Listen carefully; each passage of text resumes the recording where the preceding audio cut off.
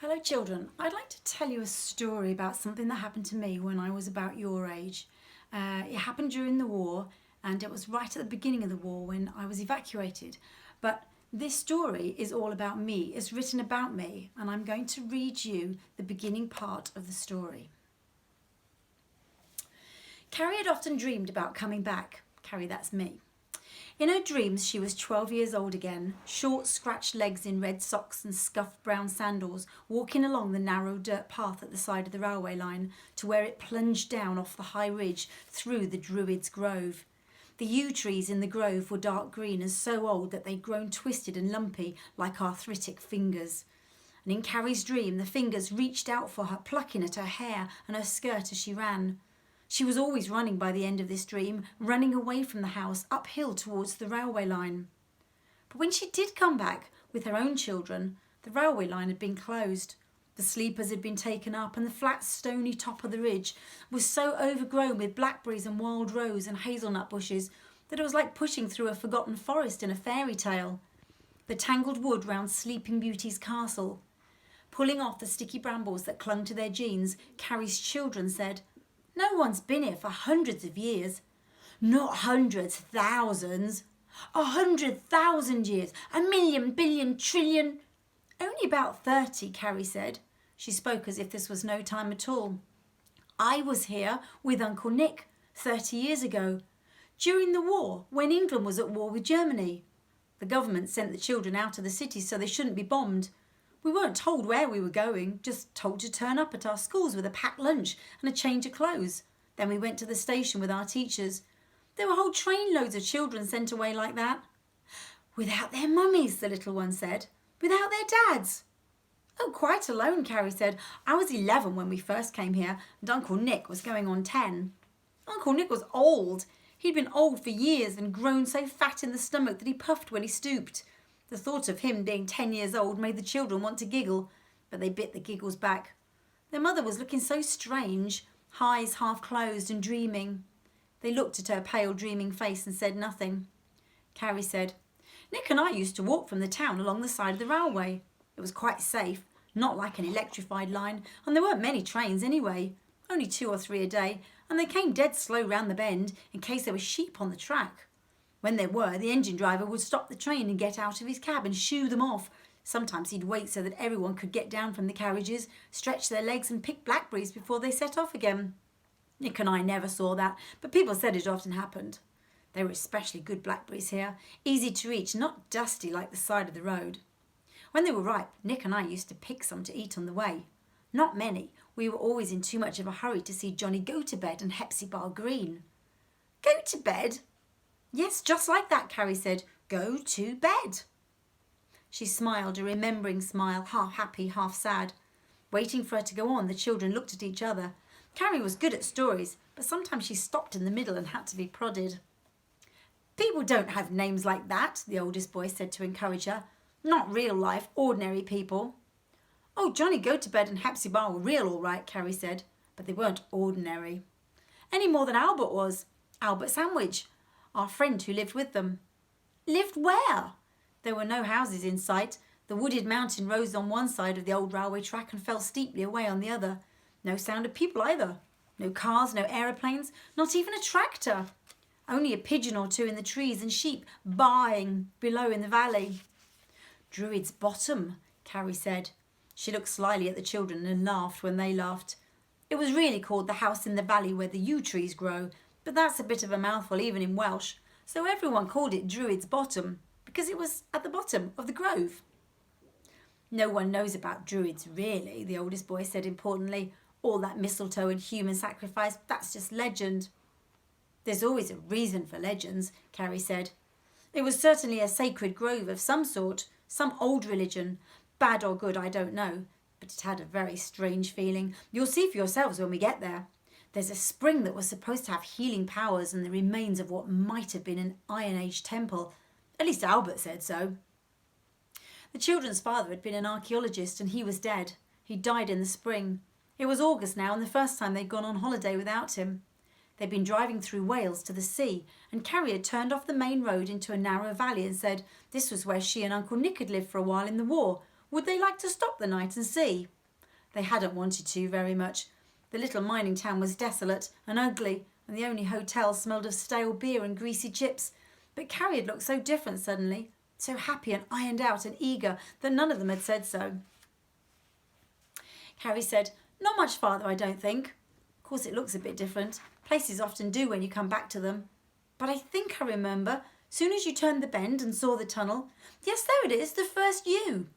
Between them and the black tunnel mouth was a cleft in the mountain, a deep gully dropping away from the ridge. No more ash and hazelnut trees with sunlight dancing and dappling between them, only the old gnarled yews growing thickly together, a dark green silent place where no birds were singing. They stood on the ridge looking down. The little one pressed close to Carrie. She glanced at their faces and said lightly, "A bit scary." "Nothing to be scared of, just a few old trees. Though Uncle Nick used to be scared sometimes on the way down. Oh, he was such a baby. He was even scared of the skull when Hepzibah showed him. And there was nothing to be scared of in that. Shall I tell you about it? It was the skull of an African servant who'd been brought to England at the time of the slave trade, and it was supposed to scream if it was taken out of the house. Albert Sandwich said it was rubbish. He said the skull probably came from the Iron Age settlement. He said the British Museum would know. He wanted to take it and ask them when the war was over. He was interested in that sort of thing. She walked away from the children down the track to a place where a flat rock jutted out from the side of the bank. She stepped on it, and a little breeze caught her hair and lifted it behind her.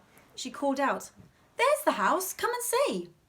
They followed her and looked where she pointed, through a gap in the yews. Drury's Bottom was a long way below them.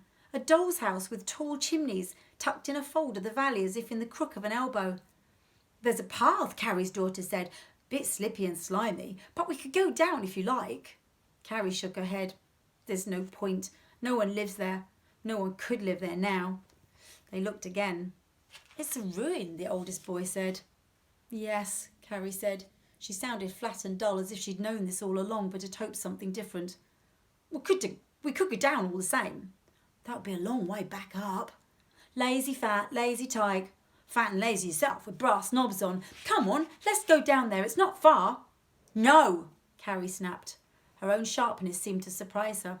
Hand flying to mouth, she gave a queer, trembly laugh and looked at her children.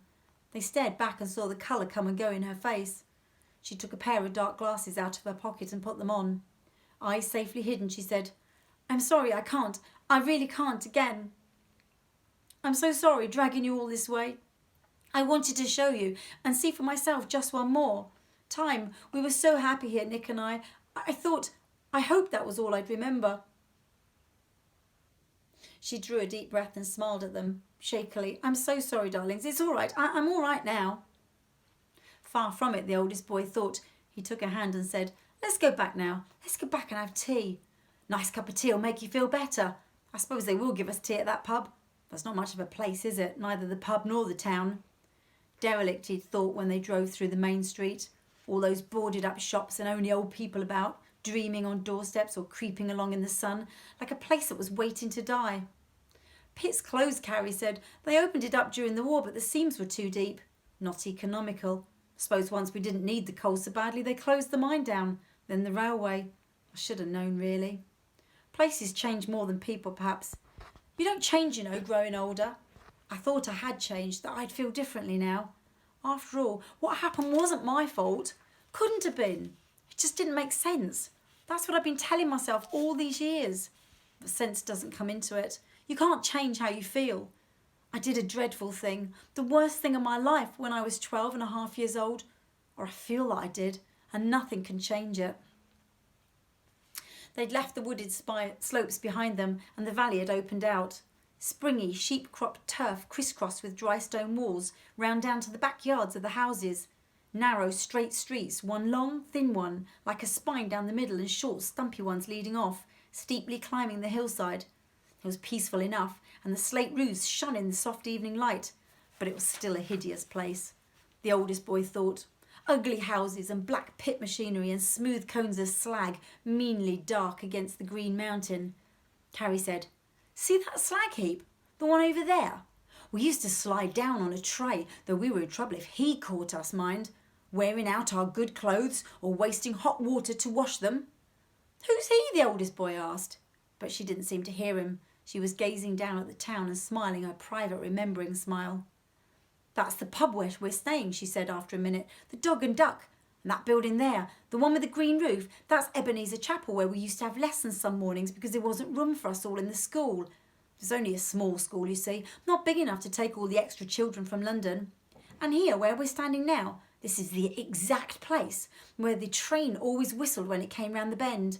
A simply enormous whistle that echoed in the valley, more like a volcano erupting than a steam engine blowing its top, Nick always said.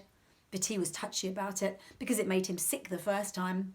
Though of course it wasn't only the whistle, it was partly because he was tired and unhappy, leaving home and our mother for the first time. She seemed to think about that for a moment, how sad it had been, and then started to laugh. But it was mostly because he'd eaten so much. He really was quite dreadfully greedy when he was young. Still is, the oldest boy said. What's new about that? Get on with the story. I'm trying to, Carrie said so impatiently that she sounded, he thought, more like a cross girl his own age than his mother. But the story starts with Uncle Nick being sick. That's the beginning of my story. Now, if you want to ask any more questions, you need to write down 10 questions for me so that I can answer your questions sometime later, okay?